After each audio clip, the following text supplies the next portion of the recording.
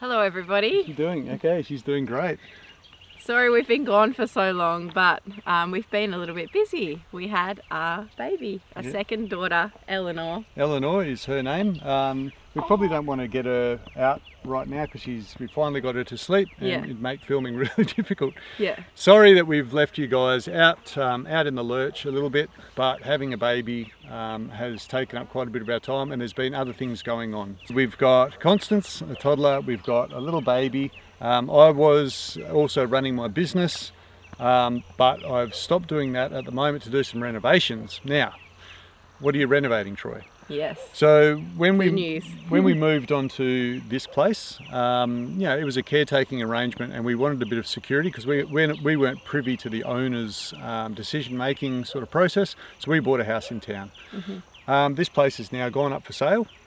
And so we're going to be moving there. So we're going to be moving onto a 1/4 acre with a house that was built in 1937. I look like this because I've been pulling out walls and a ceiling and actually renovating it. And then we'll be, hopefully some of you will stick with us, maybe even some new people will join us as we sort of bring that place up to full food production, maybe apply some of the lessons we learnt here.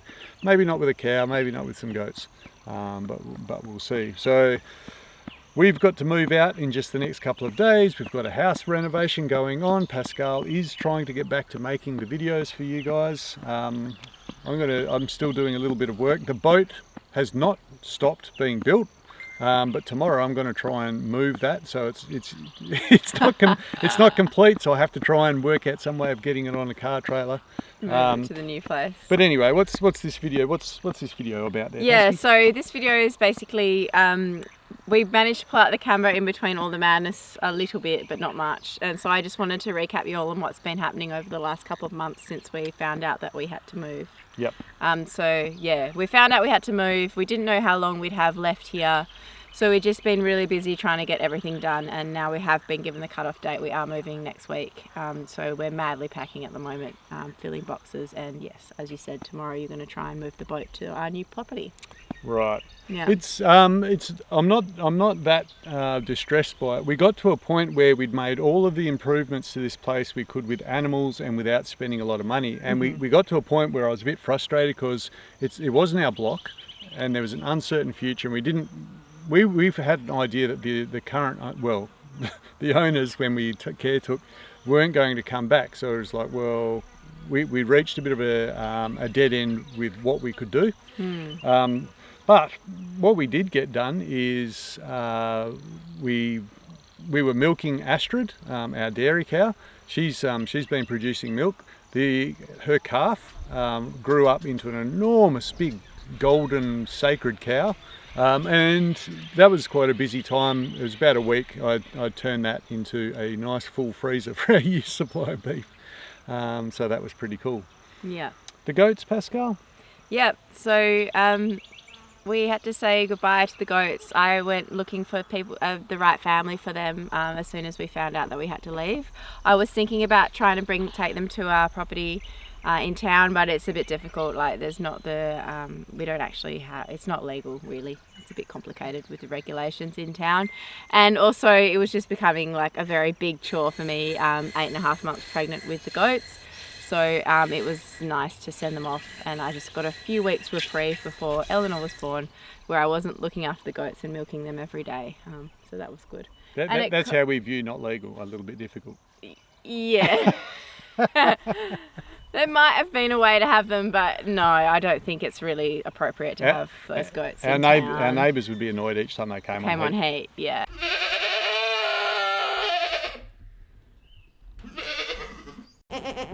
Saying goodbye to the goats coincided with us harvesting Beatrix, and then we had no idea how much milk Astrid was actually making, and then it turned out that she was making, between 7 and 9 litres a day. Yeah, so that's why Beatrix was such a beautiful cow and put on such good condition. She was drinking all that milk every day, and we had no idea. Yeah. And it was nice for you to milk her, wasn't it? Like to milk her.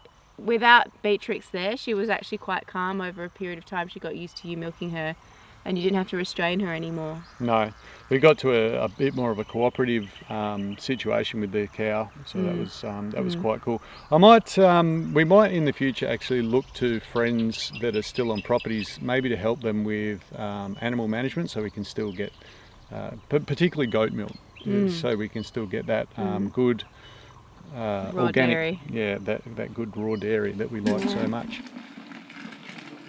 Before we go, have a look at our dam. Yeah. So this is the fullest it's ever been, and so that diversion drain that I cut has really worked extremely well. Yes. And the dam has, for the first time since we've been here, just got to its overflow, and all the frogs have been absolutely thrilled. Oh yeah. So I feel like that was another success. A really big success. That was my first attempt really at primitive surveying Yes. and driving, cutting a blade. But so it's very impressive. the people that are coming onto the block, hopefully they Appreciate a nice full dam when they get here. And also the dam actually looks in much better condition than when we moved here, because Astrid's just sort of like kept it down. So all the shrubs and things, there is a couple of trees that probably need to go, but all the shrubs, and there's no like long grass or anything like there has been every other spring here. It's just really nicely maintained. Yeah, we didn't mow this. No. This is purely This is our from the dairy cow. cow. It was really amazing how efficient she was at keeping this place tip top. But anyway, enough about our dam. Let's go and wrap this thing up. Yeah.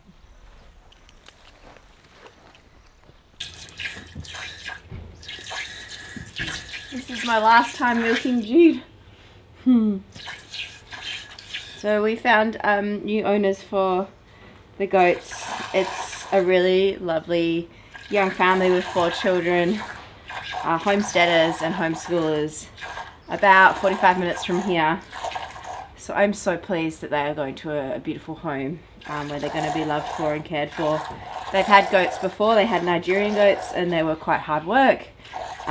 Just escape artists and eating strange things and making themselves sick, which doesn't really happen that much with my girls.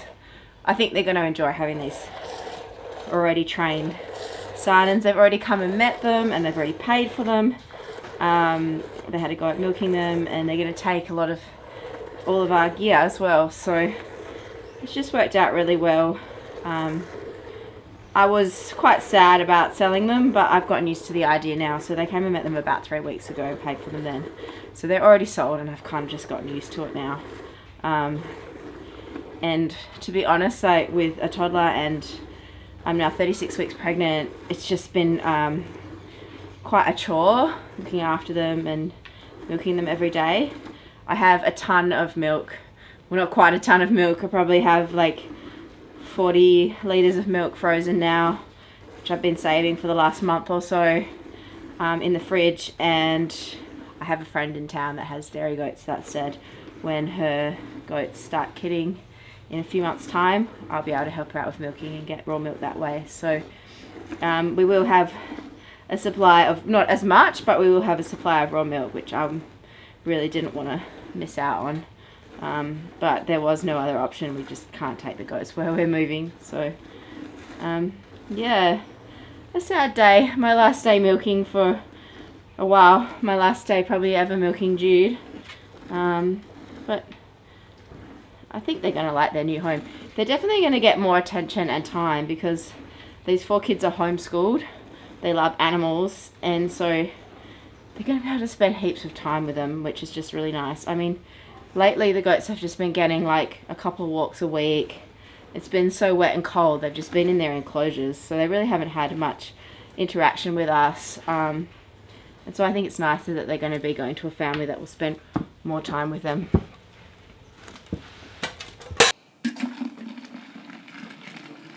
I've already loaded Maisie and Jude onto the trailer, and this is my last time milking Dot.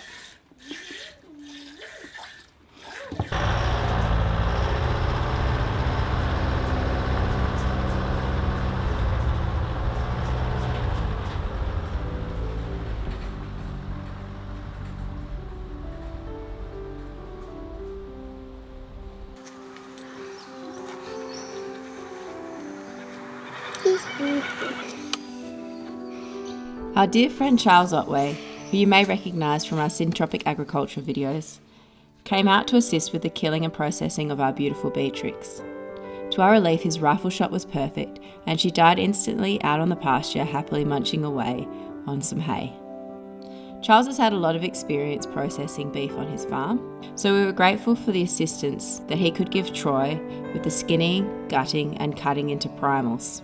He also allowed us to keep the carcass in his cool room for a couple of weeks before processing into smaller cuts for the freezer. It did not take more than a couple of days for Astrid to adjust back to life without Beatrix. We started milking her the day after the harvest, and we were astonished to discover how much milk she was making on a daily basis.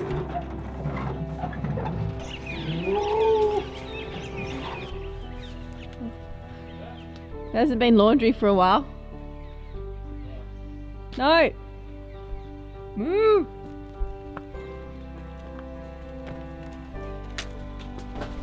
Now we're back in familiar territory, aren't we? Oh God.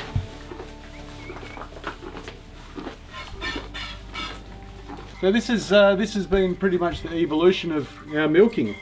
We can get Astrid to come in on the patio here, and the main reason that we do that is because with this method of milking, she never wees and she never poos.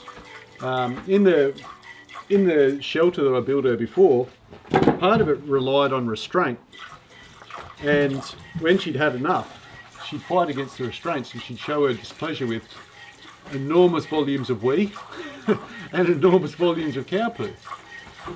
So we've got this cooperative model. Well, she's really letting down. She's got used to the rhythm now.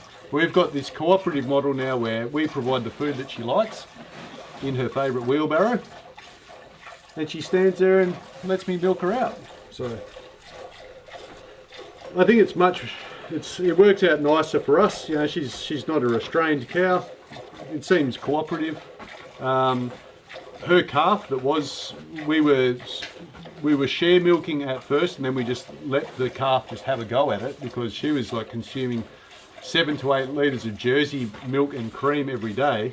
But now that calf is in the freezer, so we've got a year's supply of, you better believe that that's like A grade beef in there. It tastes delicious. But now I am the sole milker of Astrid, so every day we sort of set up, and because it's been a daily routine now, she's so used to it. So we're getting about 6 to 7 litres of milk. With spring just finally coming, the milk is just getting a bit of a herbal flavour to it. So we'll have to see how we go. But we're getting, for every 5 litres of milk, we'd easily get a litre of cream off the top now. And so we found that it's really improved. She's not holding anything back for a calf anymore. And as long as I keep the treats up, she's quite happy to be stripped all the way out. It's a bit of a messy affair. She's a messy eater because she's a cow. But then again, so am I. Not a cow, a messy eater. She likes it when I sort of jam myself in there, a bit like her calf, I suppose, and she puts a little body weight against me. Surprisingly hot, this cow is. So in winter it was very nice to be under here with Astrid leaning against me, my knees getting warm from the milk. She smells good. She's a nice healthy cow. She's putting on great condition. So in the wheelbarrow we've put lucerne, which is not cheap. It's expensive stuff, but it's very high in protein, which we get through the milk. She's putting condition on really nicely, and she's got a bit of a sweet tooth. So with spring coming on, she gets lucerne while we're milking her, which is good for her and us. But we've also got a hay roll that I got for $50, like a big hay roll. I've got 2 of those. So she's got lots of dry hay every day, just so she doesn't get the scours from eating that new that new spring, very wet grass. A lot of it's coming through. I did a bit of a walk earlier, had a look where the pigs have been. If you've been with us for a while, you know that we sort of terraformed the joint with some pigs. And it's just really great what they've done. Like, you can really see the outline of the noxious, onion weed, Guildford grass, where the pigs weren't. and where they were is just pasture for our cow.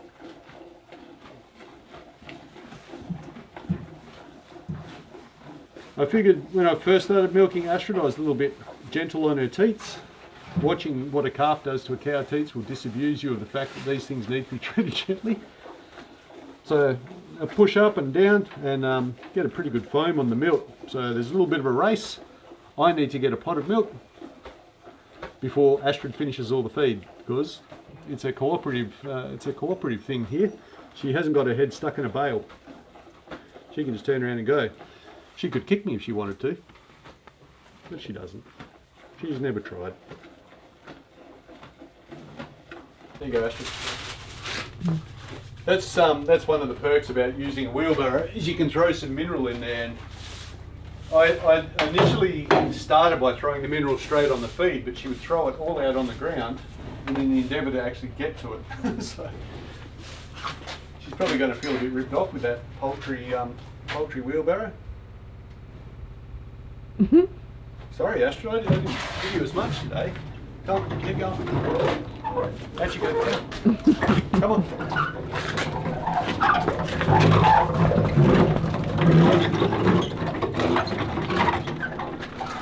She's like, where's the brassicas?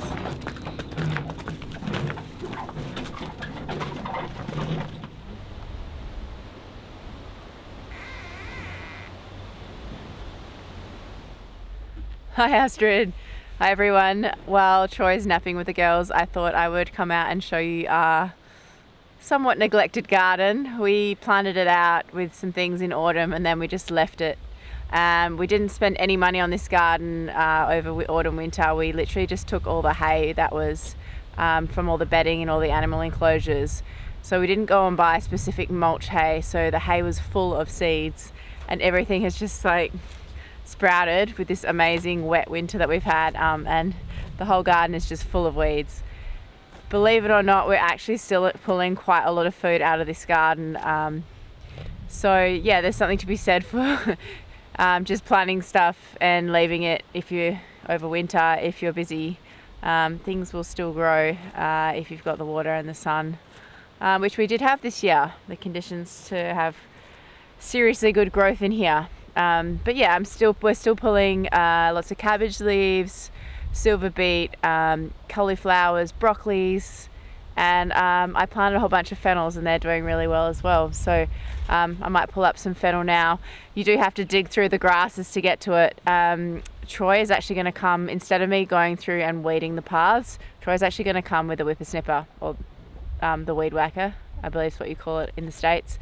And he's going to cut that all down using the weed whacker, and that way it's a bit less nesty in here. So spring has started. It's still very, very cold today. I think it's about 10 degrees right now, but the weather is going to be warming up next week. We're getting mid-20s, so I think the snakes are going to start coming out.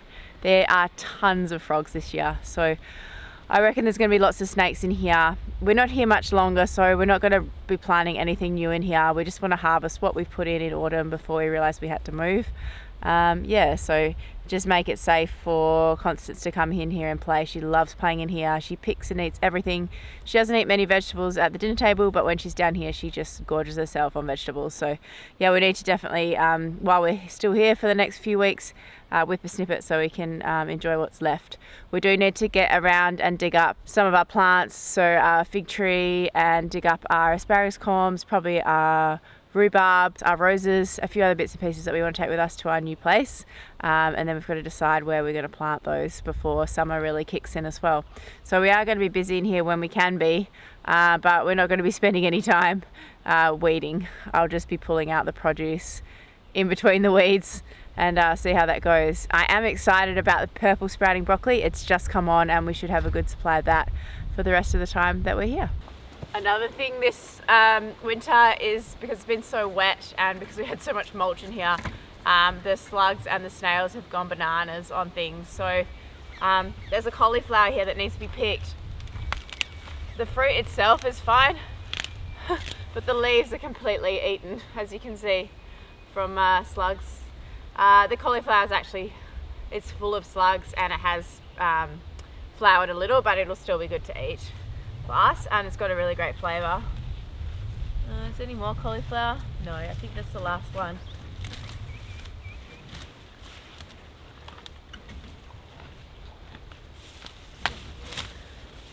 You go, Astrid. So I think Astrid's going to actually end up eating a lot of our vegetables. I don't really mind, like we've kind of let it go, so it doesn't really matter, but at least the stuff in here, I hope the sprouting broccoli won't get eaten. I should pick some of that now just in case it does get smashed. But yeah, hopefully this stuff in here won't get eaten by Astrid.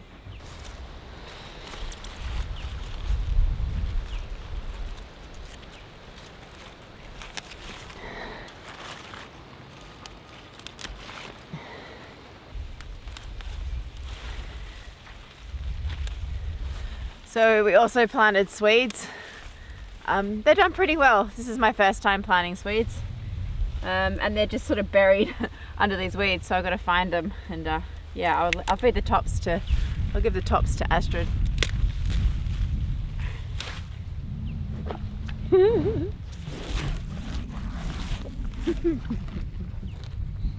This is pretty bad. I'm telling her where the food is, and she's going to reach over and probably have a real good go at all the stuff along here. But like I said, it's not really a trophy garden right now, and she's giving us absolutely delicious milk, so I don't really mind, to be honest. We'll get what we can, and she can eat the rest. Yeah, but things like these root veg and stuff, they're pretty safe. We had an incredible daikon patch that just went off over autumn. That's finished now. Some of it went to seed, and I was going to keep it to keep the seeds, but a lot of our other brassicas and cruciferous vegetables went to seed, and I think that it might be cross-pollinated, so I don't think the seeds will be viable. So I've just been ripping them out and feeding them to Astrid. I'm going to rip this giant one out right now.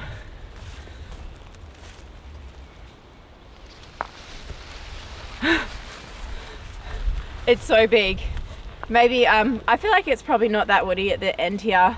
Even the mealybugs have started eating, the slaters have started eating this one.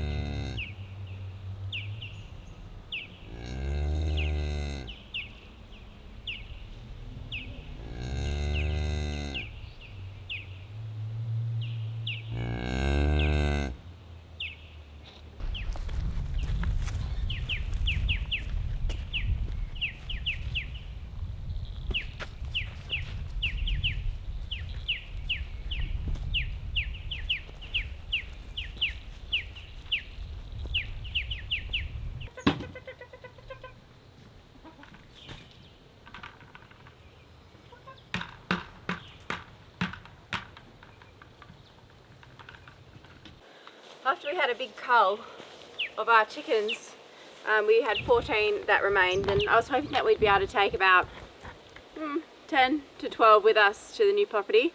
But just recently, it's springtime, and just recently of an evening before I locked them up, or before they went home to bed, a fox has come and taken them. So it was around about this time, because I'd seen them, I'd been out in the garden at like 4 or 5 o'clock, went back inside, and then I suspected something was up because a few of them were missing, but I thought they were off doing their own thing, or some of them had gone to sit on eggs. And then I suspected something was up, so when I went to check that night, only 7 hens remained.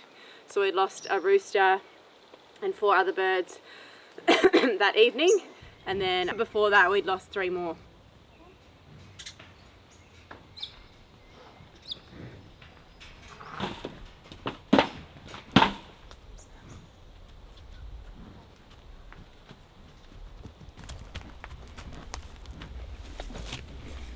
Wow, look at all that grass.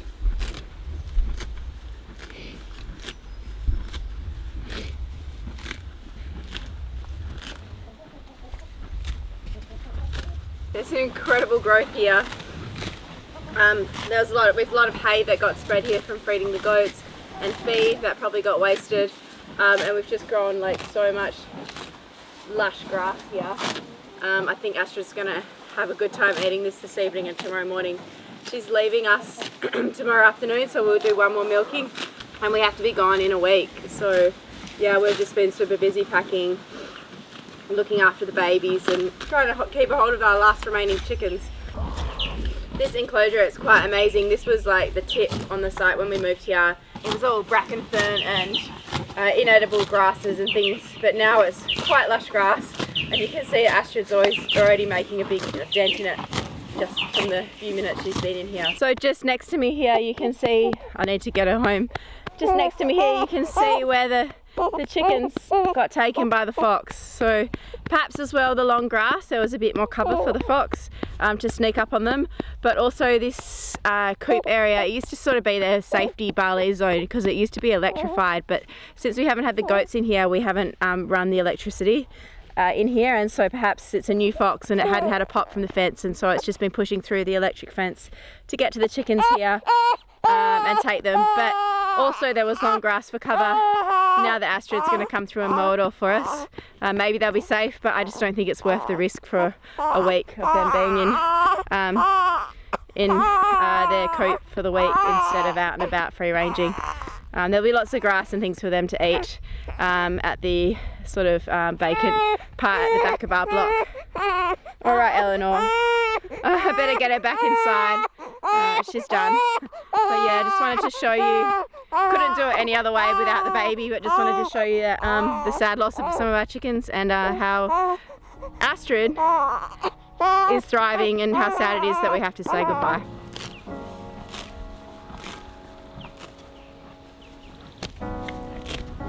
Whilst we were sad to say goodbye, we were delighted that Astrid went to the same family as our goats, where she will be well cared for and is already much loved.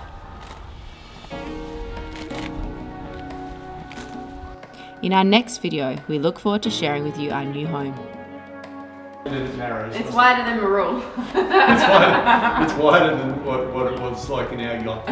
This hallway has got more space than what we lived on for 7 years. Yeah. Until then, thank you for liking, subscribing and commenting on our channel. Irritating it really helps get our videos recommended to other like-minded people.